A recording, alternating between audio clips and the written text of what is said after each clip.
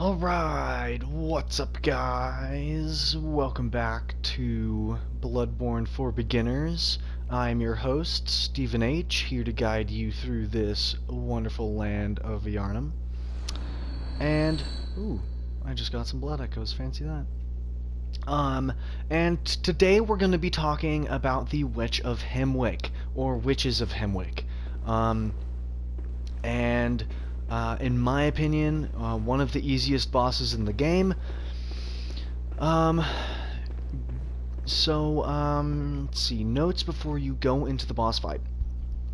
First of all, you want to go in with no insight, meaning you enter the boss room with no insight, and actually, what I'm going to do is I'm going to Bold Hunter's Mark out of the boss arena once I enter it, and I'm going to go back to the dream, and I'm going to spend the one insight that I get from entering the boss arena so that I can fight her with zero insight, because, well, having no insight while you're fighting the boss makes it a lot easier. I would say borderline cheesing it, but here we go. My camera is inside of a hag. That's fun. Okay. So, we're going to enter this boss room. Okay, here we go. Alrighty, so you remember how I talked about the mad ones? That is what a mad one looks like.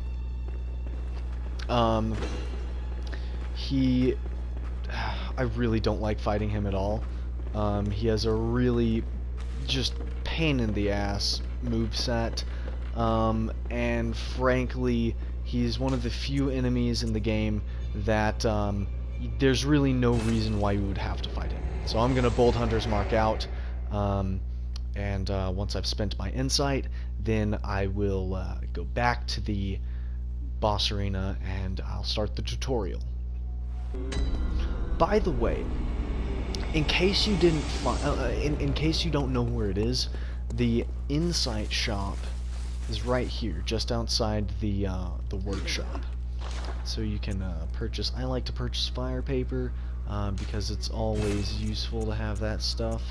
But you can also purchase you can also purchase the garb of characters that you've slain. So now we're gonna go back to Hemwick. Okay, and we're back at the boss arena with no insight. So what's really nice is that if you enter the boss with no insight, there are no madmen. So, the Witch of Hemwick. Basically, if you enter the boss fight with no insight, there's almost no reason for a tutorial. She's invisible. Literally, you just go and find her, and you kill her. That's it. And like, I know that sounds like it's a joke. It's not a joke. Later in the boss fight, she gains a couple of oh, there she is.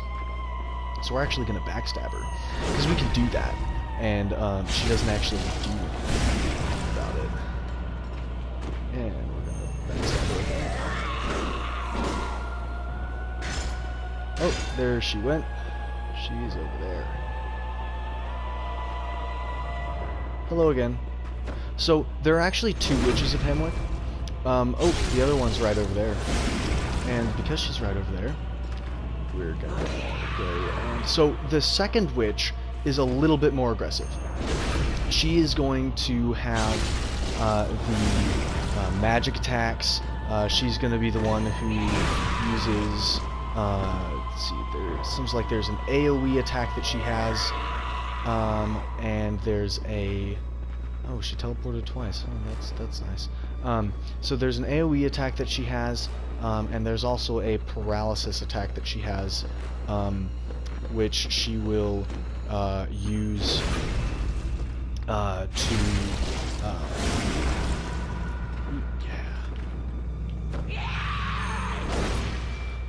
to the paralysis attack she will use to paralyze you, and then use a really annoying grab attack. It's really funny. I'm actually killing the second witch first. So she's dead now, I guess. So if you kill the second witch first, like I did, then you pretty much have nothing to fear for, because she's dead. And I think, I'm not certain, but I think that the second witch is the one who, she is using that magic attack. That's the paralysis one, and I'm actually just gonna backstab her right here. And yeah, if that looked easy, it's because it was. Oh, there's a madman, I guess. He appeared because I got insight, but then he instantly died because the Witch of Hemwick was dead. So yeah, that's the Witch of Hemwick. Like I said, not really deserving of a tutorial because it's so damn easy. But I have had trouble with her in the past because I entered the boss fight with insight and had to deal with the madmen. Later in the boss fight, she'll summon in like 5 of them, and it's a real pain. But just know that if you enter it without insight, which is what a smart person does, she's an absolute freaking joke. One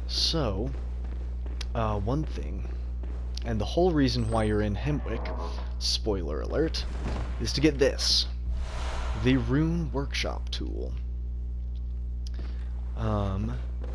And that is what you can use to equip runes, and that is really, really useful. So I'm gonna go back to the dream and show you where to use, where to equip your runes, and then that's gonna be the end of this video, guys. Alright. So the rune station, the memory altar, is right here. Memorize Carol runes to acquire its Eldritch strength. So you can equip 3 gray runes at a time, or rather red runes. They're actually red. Well, okay, no, communion's white. Yeah, okay. So equip 3 regular runes here, and then this is where you get equip your blue runes. Blue runes are much harder to get. And they have much better effects. So, Quicksilver bullets, blood vials, damage reduction, boost transform. Okay, so the Beasthood rune you really don't need unless you're a Beasthood build, and you're using the Beast Claws. So yeah. Hi, Gehrman. Bye, Gehrman. Okay, so that's all for this episode. Thank you once again for tuning in, and I will see you next time when I will be covering Hypogean Gowl. Yeah.